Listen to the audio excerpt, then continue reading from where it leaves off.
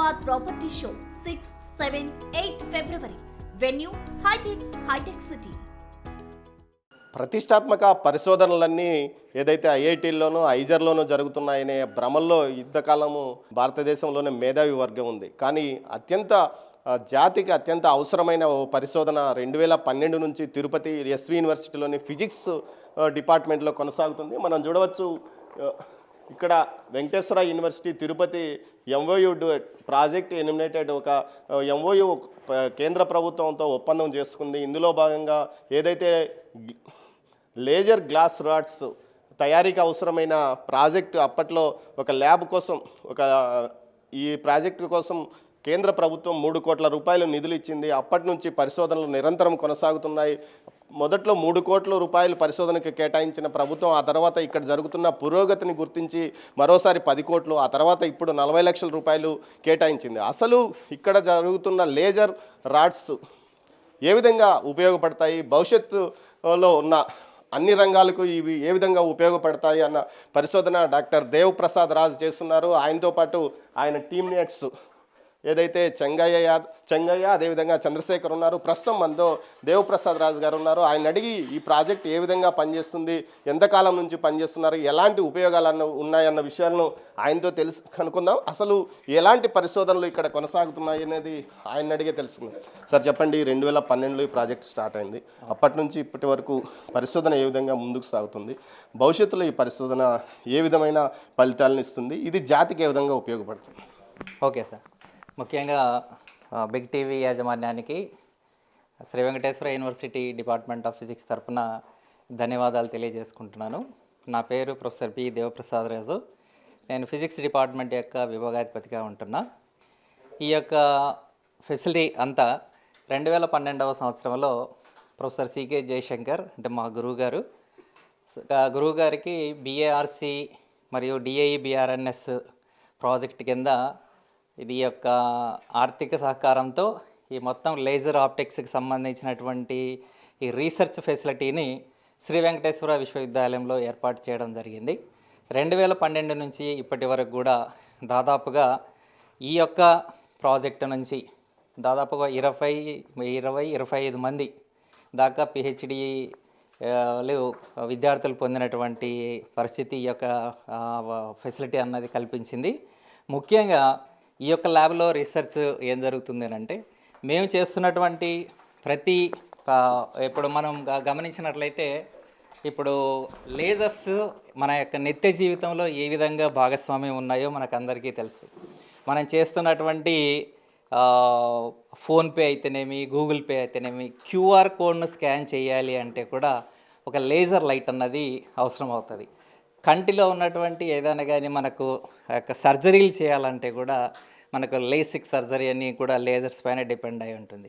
అదేవిధంగా laparoscopic surgery అయినా, endoscopy చేయాలన్నా, ఈవెన్ కొలనోస్కోపీ చేయాలన్నా కూడా మనం ఒక లేజర్ లైట్ ద్వారానే ఇది సాధ్యపడుతుంది.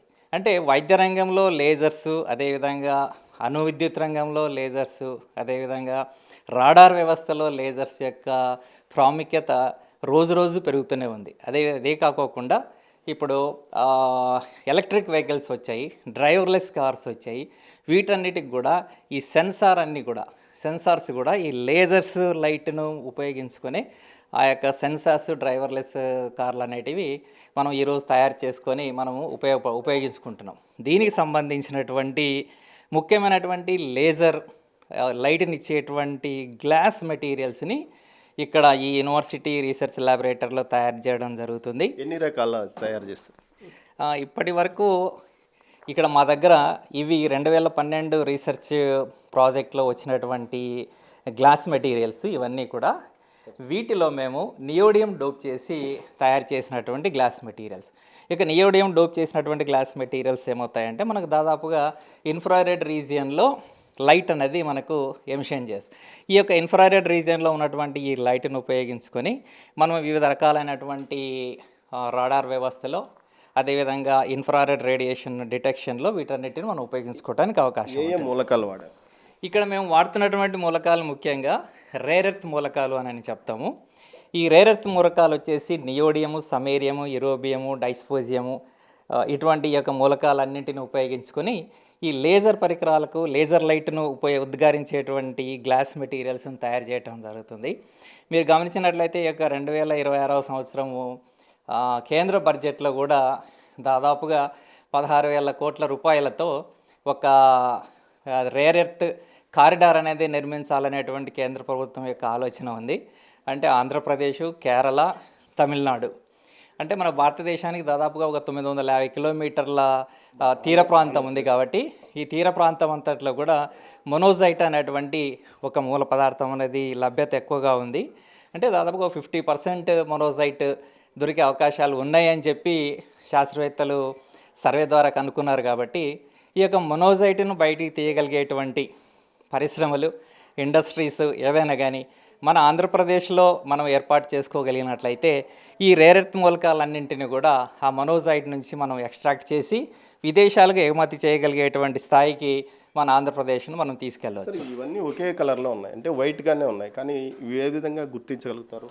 అంటే వైట్గా ఉన్నప్పటికీ కూడా ఇది మనము నేకుడ్ అయితే చూసినప్పుడు ఇది మనకు తెల్లగా కనబడుతుంది. అంటే దీనిపైన కానీ ఇదే ఈ గ్లాస్ మెటీరియల్ పైన మనము ఒక యూవీ లైట్, అంటే దీన్ని మనం ఒక 400 నానోమీటర్స్ మనము దీనికి ఎమిషన్ ఎనర్జీని ఇచ్చినట్లయితే ఇది మనకు రెడ్ లైట్ అన్నది చూపిస్తుంది అనమాట. ఇది కొంచెం చూడండి, ఇది రెడ్ లైట్. అంటే ఈ విధంగా రెడ్ లైట్ ఇచ్చేటువంటి ఈ యొక్క పదార్థాన్ని మనము డిస్ప్లే డివైసెస్లో వాడుకుంటాం. డిస్ప్లే డివైసెస్ అంటే మనం ఇప్పుడు ల్యాప్టాప్స్ అయితేనేమి, మొబైల్స్ అయితేనేమి, టీవీలు అయితేనేమి, ఇప్పుడు ఎల్ఈడి టీవీలు అంటాం కదా, లైట్ ఎమిటింగ్ డయోడ్ టీవీస్ అని అంటాం కదా, అదేవిధంగా ఓఎల్ఈడీస్ కూడా ఉన్నాయి, అంటే ఆర్గానిక్ లైట్ ఎమిటింగ్ డయోడ్స్. వాటి నుంచి కూడా వాటన్నిటిలో కూడా ఈ యొక్క రేర్ ఎర్త్ మెటీరియల్స్ అనేటివి ఉపయోగపడతాయి. అదేవిధంగా నేను ఇందాక మీకు నియోడియం అనేది చెప్పాను. ఈ నియోడియాన్ని మనం ఎక్కువగా ఎక్స్ట్రాక్ట్ చేసుకోగలిగినట్లయితే మనం పర్మనెంట్ మ్యాగ్నెట్స్ తయారీలో దీన్ని ఎక్కువగా ఉపయోగిస్తాం.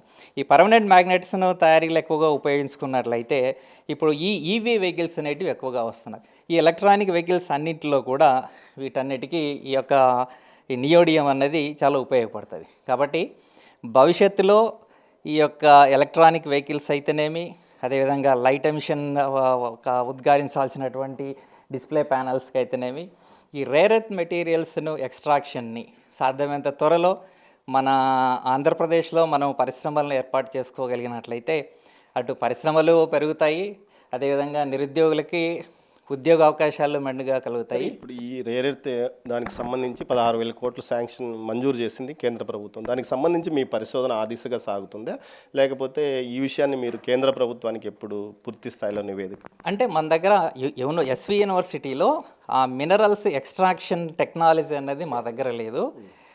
మాకున్నటువంటి యొక్క యూరోపియం ఇవన్నీ మేము బయట ఎక్కువగా ఇప్పుడు ఆల్ ఓవర్ వరల్డ్ ఈ యొక్క రేర్ ఎర్త్ మెటీరియల్స్ అన్నీ చైనా ఎక్కువగా మనకు మన చైనా నుంచి ఎక్కువగా దిగుమతి చేసుకుంటున్నాం. కానీ మన దగ్గర రిసోర్స్ ఉన్నాయి.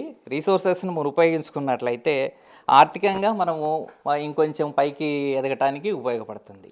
అది సరే, ఈ పరిశోధన ఇంకా కొనసాగుతుంది. దీనికి సంబంధించి ఇప్పటి వరకు ఎంత మీకు నిధులు కేంద్రం నుంచి? ఇది యాక్చువల్గా 2012 సంవత్సరంలో ఇది దాదాపుగా ఇనిషియల్గా 3 కోట్ల రూపాయలు డిఐబిఆర్ఎన్ఎస్ నుంచి శాంక్షన్ అయింది. ఈ యొక్క పరిశోధనలు మరింత ముందుకు తీసుకొని పోయే రీతిగా గత వారం నాకు మళ్ళీ ఒక 35 to 40 lakhs రూపీస్ మళ్ళీ డిఐబిఆర్ఎన్ఎస్ శాంక్షన్ చేసింది. ఆ నిధులను ఉపయోగించుకొని తిరిగి మళ్ళీ ఈ యొక్క ప్రయోగాలను స్టార్ట్ చేయడం జరుగుతుంది. మేము ఈ స్టార్ట్ చేయడమే కాకుండా మాకు ఎంఎస్సి విద్యార్థులకు కూడా ఇప్పుడు స్కిల్ ఓరియంటెడ్ ఎడ్యుకేషన్ అన్నది ఇంపార్టెంట్గా అవసరం. కాబట్టి మా యొక్క విద్యార్థులకు కూడా ఈ గ్లాస్ మెటీరియల్స్ని ఏ విధంగా తయారు చేయాలి, వీటిని ఏ విధంగా క్యారెక్టరైజేషన్ చేయాలి, చేసినటువంటి క్యారెక్టరైజేషన్స్ నుంచి మనం ఏ విధంగా రిజల్ట్స్ వస్తాయి, ఆ రిజల్ట్స్ని ఏ విధంగా అనాలిసిస్ చేయాలి అని చెప్పి ఎంఎస్సి ఫస్ట్ ఇయర్ విద్యార్థుల నుంచి ఫైనల్ ఇయర్ విద్యార్థులకు మా యూనివర్సిటీలో నేర్పించడం అనేది, మా డిపార్ట్మెంట్లో నేర్పించడం అనేది జరుగుతుంది. ఈ మూలకాలు మీరు ఇక్కడ తెచ్చుకొని ఇక్కడే మీరు గ్లాస్ తయారు చేస్తారు? అవును అవును. ఇందుకోసం ల్యాబ్ ప్రత్యేక? అవును, ఇందుకోసం. అంటే ఇవి చాలా కాస్ట్లీ మూలకాలు. ఫర్ ఎగ్జాంపుల్ మా దగ్గర ఇక్కడ ప్రిసోడియం అన్నది లేదు. ప్రిసోడియం అనేది జస్ట్ 5 mg. ఇప్పుడు ఇవన్నీ కూడా ఇక్కడ చూపిస్తున్నాను కదా, ఇది ఈ ప్రిసోడియము, ఇదంతా కెమికల్స్. ఇవి ఈ యొక్క కెమికల్ పౌడర్, ఇవి ఎక్స్ట్రాక్ట్ చేసినటువంటి పౌడర్స్. ఈవెన్ ఈ పౌడర్స్లో కూడా మీరు లైట్ వేసినట్లయితే మనకు కలర్స్ కనపడుతూ ఉంటాయి. ఇది యూరోపియం అని ఉంది కదా, ఇక లైట్ పన్నామంటేనే మీకు ఇక్కడ రెడ్ కలర్ అన్నది కనపడుతుంది. ఈ యొక్క పౌడర్ని కెమికల్స్లో కలిపి ఈ యొక్క గ్లాస్ శాంపుల్స్ అనేటివి మేము తయారు చేస్తూ ఉంటాం. అది సరే, ఇవి భవిష్యత్తులో ఏదైతే మనం చెప్పుకున్నట్లు రేర్ ఎర్త్ మూవ్స్ పరిశోధనకు కానీ భవిష్యత్తులో అన్ని అంటే ఏదైతే రాడార్ వ్యవస్థ నుంచి ఆ వైద్యము అటు ఏదైతే లేజర్ ప్రింటర్కి కూడా లేజర్ లైట్ అవసరం అవుతుంది. అదే సార్, ఇన్ని రకాలుగా ఉపయోగపడే ఈ ప్రాజెక్టుకి సంబంధించి పూర్తి స్థాయిలో మన రాష్ట్ర ప్రభుత్వానికి కూడా ఏమైనా మీరు తెలియజేస్తారు?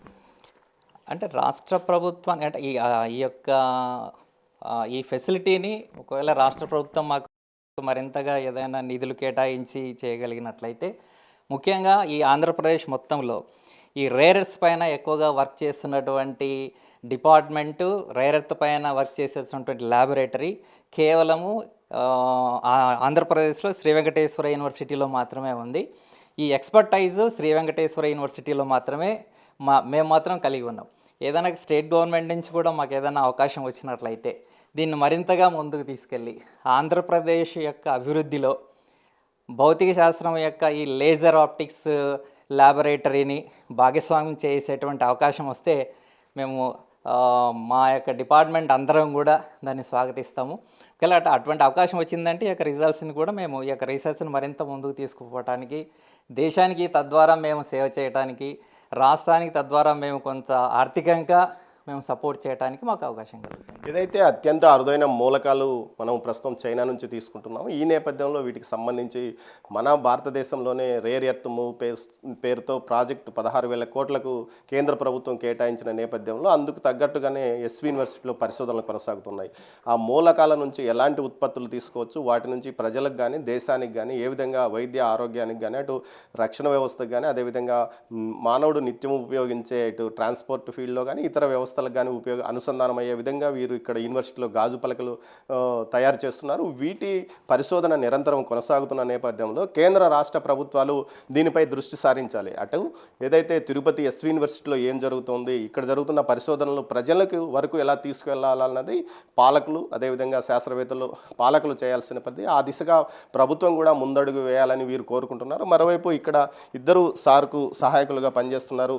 చెప్పండి, ఎలా మీరు ఫీల్ అవుతున్నారు ఇలాంటి ప్రతిష్టాత్మక ప్రాజెక్టులు పనిచేసి? అంటే మేము ఇది ప్రేరత పైన గత 10 ఏళ్ళుగా పనిచేస్తూ ఉన్నాము. దీనిలో ప్రజల వల్ల దీని యొక్క ఉపయోగాలు దేశానికి మన రాష్ట్రానికి ఉపయోగపడి ఎంతో గర్వంగా ఫీల్ అవుతూ ఉన్నాం. మీరు తప్పకుండా సార్. ఇప్పుడు మనకు ఆల్రెడీ సార్ చెప్పినట్టు రాష్ట్ర ప్రభుత్వం కానీ కేంద్ర ప్రభుత్వం కానీ సహాయ సహకారాలు అందిస్తే కన్నా డెఫినెట్గా దీన్ని ఇంకా ముందుకు తీసుకెళ్ళేసి మరింత అభివృద్ధి, ఇంకా అప్లికేషన్స్, ఇంకా కొత్త కొత్త అప్లికేషన్స్ ఏమన్నా కూడా దేశానికి రాష్ట్రానికి ఉపయోగపడే విధంగా, అదేవిధంగా యువత ముఖ్యంగా మన ప్రభుత్వం కూడా ఇప్పుడు ప్రజెంట్ యువత స్కిల్ ఓరియంటెడ్ కోర్సెస్ మీద జాబ్ ఓరియంటెడ్గా ప్రయత్నాలు జరుగుతున్నాయి. వీటి ద్వారా మా డిపార్ట్మెంట్ నుంచి ఖచ్చితంగా సహాయం చేసిన వాళ్ళం అవుతాం అనేసి చెప్తున్నాం సార్. ఏదైతే ప్రస్తుతం కేంద్ర ప్రభుత్వ నినాదము స్వయం వికాసిత్ భారత్ అంటే భారత్లోనే అన్ని తయారు కావాలి, ఆ దిశగానే కేంద్ర ప్రభుత్వం అడుగులేస్తుంది. అయితే 2012 నుంచి ఆ దిశగా ఎస్వి యూనివర్సిటీ ముందుకు వెళ్తుంది. ముఖ్యంగా అత్యంత ప్రతిష్టాత్మకమైన